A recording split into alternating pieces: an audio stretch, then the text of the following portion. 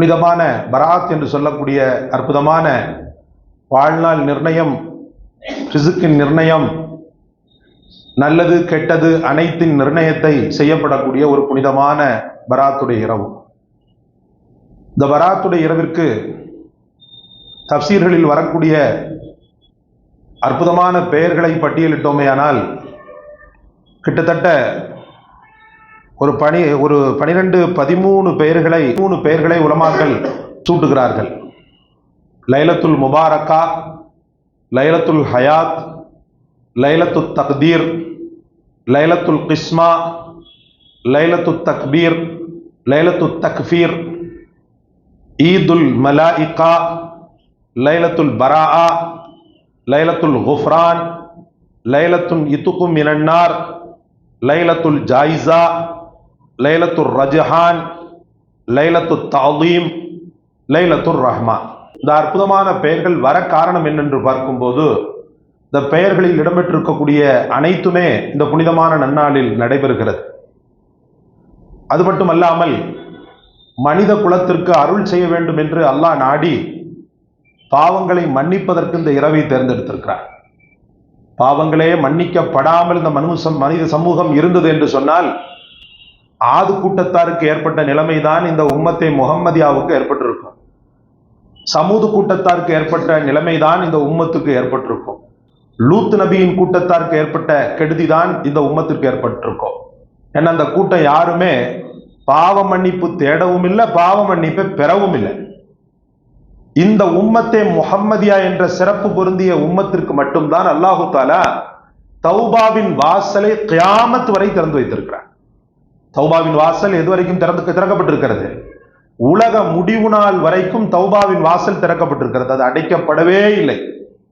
எவ்வளவு பெரிய கொடூரனாக இருந்தாலும், பாவத்தில் கரை கண்டவனாக இருந்தாலும், அவன் கண்களில் கரைந்து ஓடக்கூடிய அந்த கண்ணீர் அல்ஹம்துலில்லாஹ் எல்லா பாவத்தையும் சேர்த்து கரைத்து விடுகிறது சகோதரர்களே. அதற்குண்டான ஒரு ஆப்சனுட்டி தான் இந்த பராத்துடைய இரவு. இந்த புனிதமான பராத்தை ஒரு பெரும் வாய்ப்பாக பற்றி பிடித்துக் கொண்டோமேயானால் இந்த வருடத்தின் வெற்றியை நிர்ணயம் செய்து விடலாம்.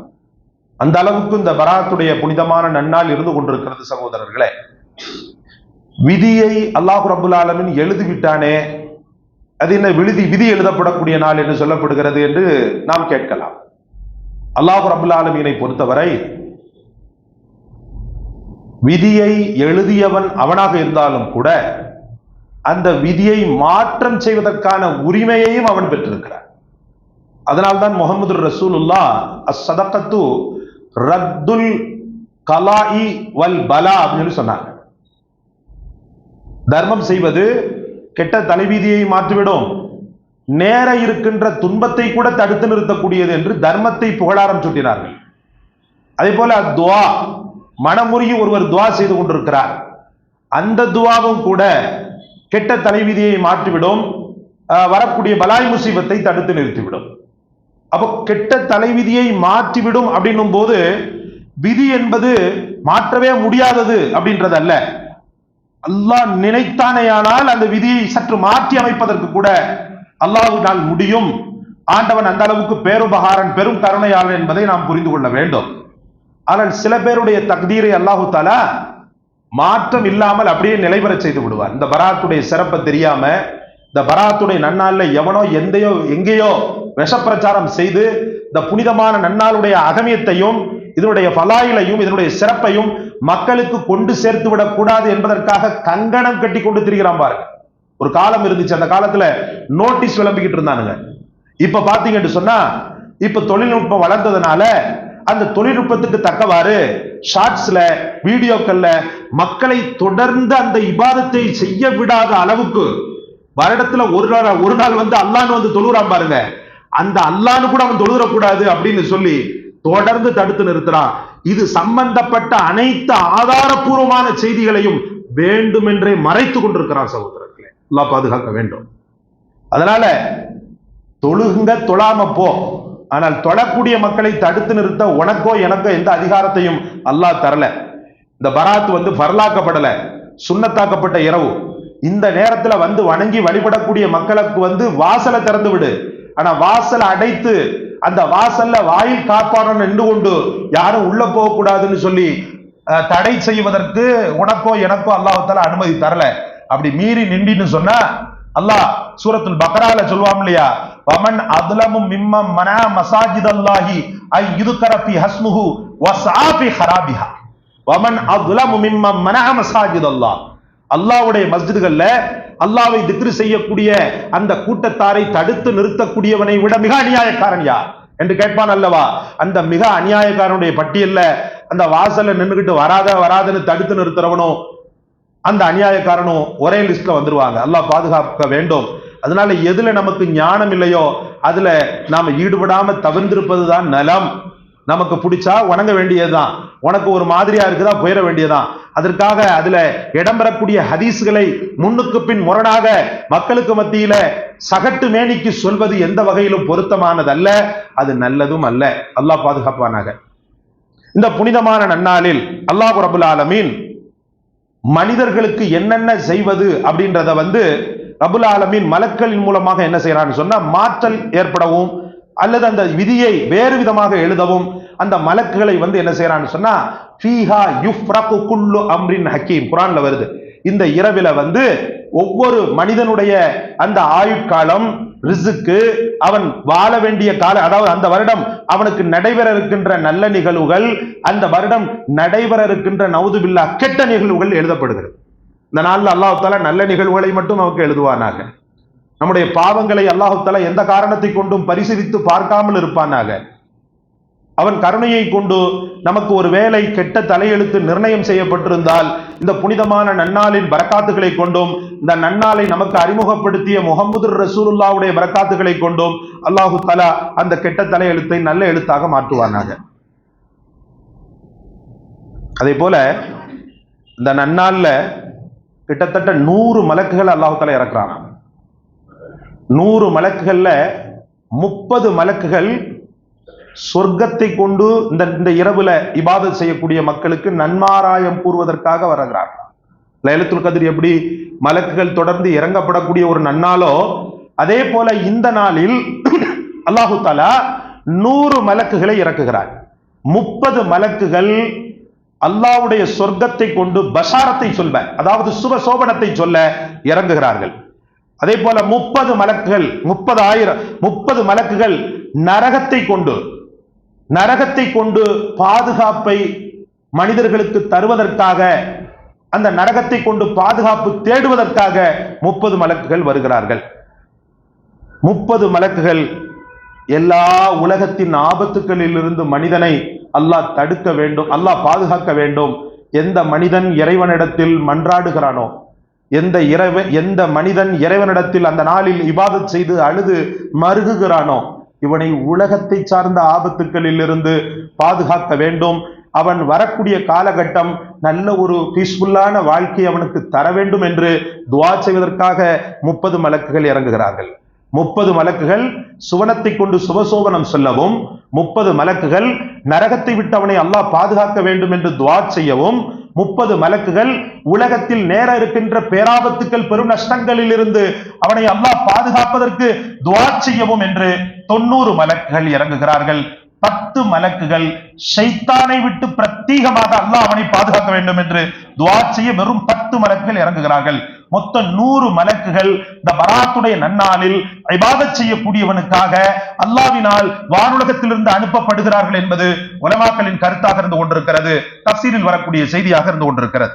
அடுத்து பாத்தீங்கன்னு சொன்ன பெருமானார் ஸல்லல்லாஹு அலைஹி வஸல்லம் அவர்கள் சொல்வார்கள், பனு ஹலஃப் கூட்டத்தார்கள், அவங்க அவங்களுடைய பாரம்பரிய தொழிலே ஆடு மேய்க்கிற தொழில் தான். அந்த பனு ஹலஃப் கூட்டத்தார் வைத்திருக்கக்கூடிய ஆடுகள்லாம் ரொம்பவும் கொழுத்தவை, ரோமப்பற்றானவை. ரோமப்பற்றுள்ள ஆடு ரொம்ப அழகாக இருக்கும் பார்ப்பதற்கு. நீண்ட நெடிய ரோமங்களை உடைய ஆடுகளை தான் இந்த பனு ஹலஃப் கூட்டத்தார் வைத்திருந்தாங்க. எங்க பெருமானார் ஸல்லல்லாஹு அலைஹி வஸல்லம் மக்கள் இதை பற்றி சரியான ஒரு புரிதல் இல்லாம போயிடுவாங்களோன்னு சொல்லி பயந்த முஹம்மது ரசூலுல்லாஹ் இந்த பராத்துடைய நன்னாளில் வணங்கி வழிபடக்கூடிய மக்களுக்கு அல்லாஹ் ரப்புல் ஆலமீன் பனு ஹலஃப் கூட்டத்தார்கள் அவர்கள் மேய்க்கின்ற அந்த ஆடுகளின் ரோமங்கள் எண்ணிக்கை அளவுக்கு அல்லாஹ் ரஹ்மத் செய்கிறார் என்று சொன்னார். ஒரு ரஹ்மத் 2 ரஹ்மத் இல்ல. முதல்ல ஆட்டுடைய ரோமத்தை என்ன முடியுமா நம்மளால? அப்ப எண்ணற்ற ரஹமத்துக்கள் இந்த பராத் இரவில் இருக்கிறது. புகாரியில் இந்த ஹதீஸ் பதிவு செய்யப்பட்டிருக்கிறது. சஹீஹான ஆதாரமான கிரந்தங்களில் இந்த ஹதீஸ் பதிவு செய்யப்பட்டிருக்கிறது.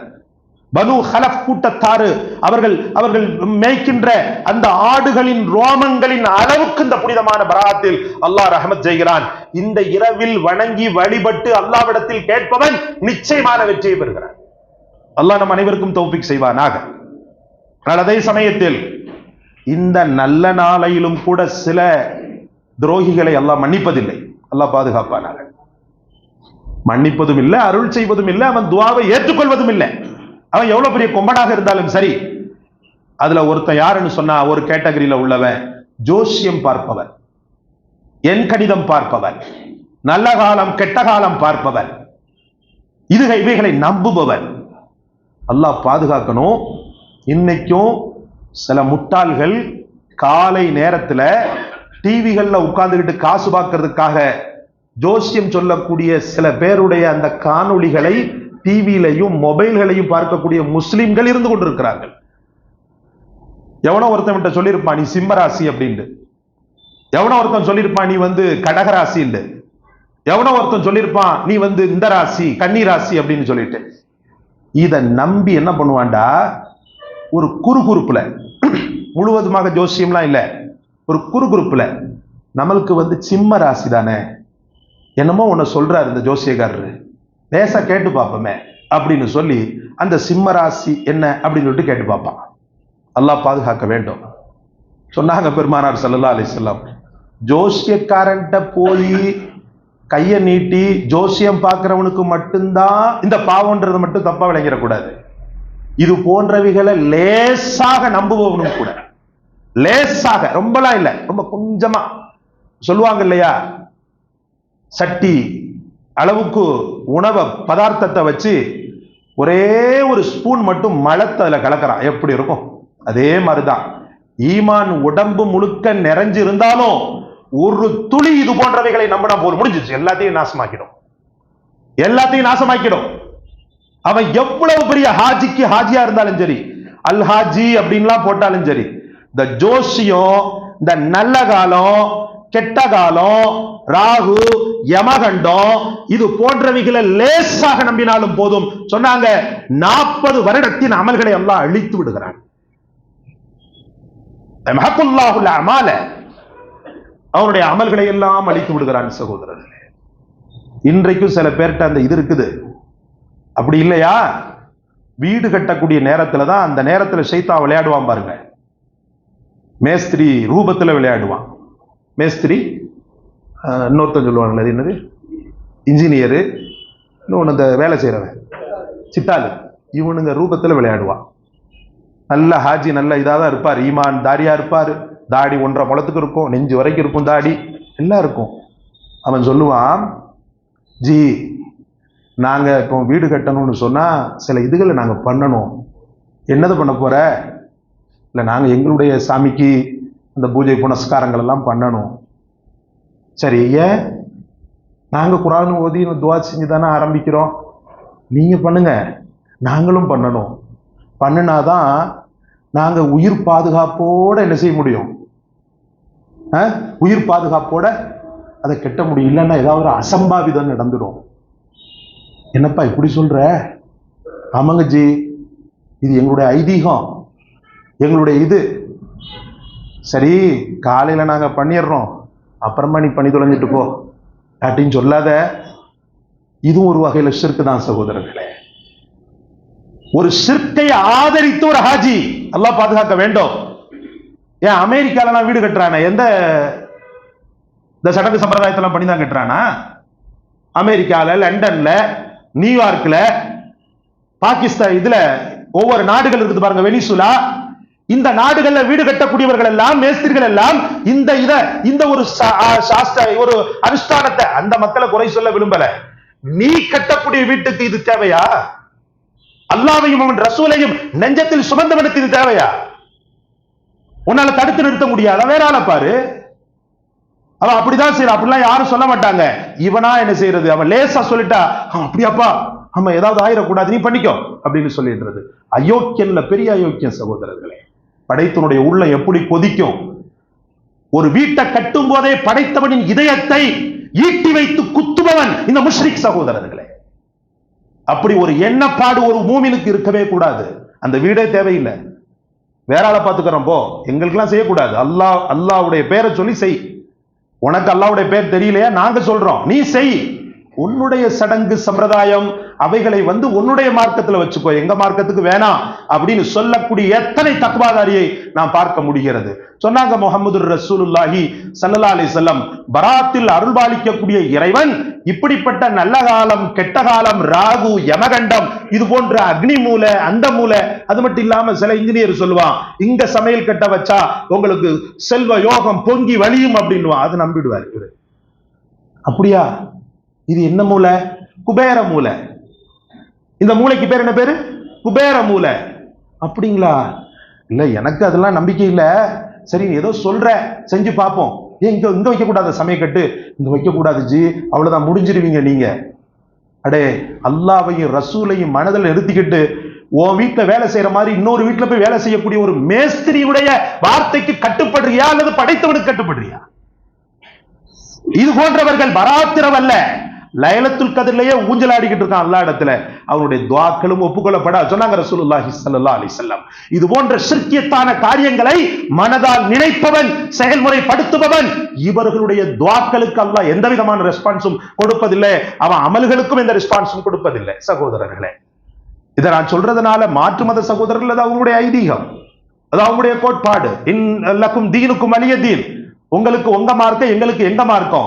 ஆனால் அல்லாஹ்வை ரசூலை உள்ளத்தில் நிறுத்தியவனுக்கு இது தேவை கிடையாது. அப்படி ஒரு வேலை அப்படி செய்தானேயானால், அப்படி ஒரு நம்பிக்கை ஒரு துளி கூட இருந்தால், ஜும்மாவிலிருந்து நீங்கள் வெளியேறும் போதே அந்த பாழாய் போன எண்ணத்தையும் சேர்த்து தீ வைத்து கொளுத்தி விட்டு வெளியேறுங்கள் இன்ஷா அல்லாஹ்.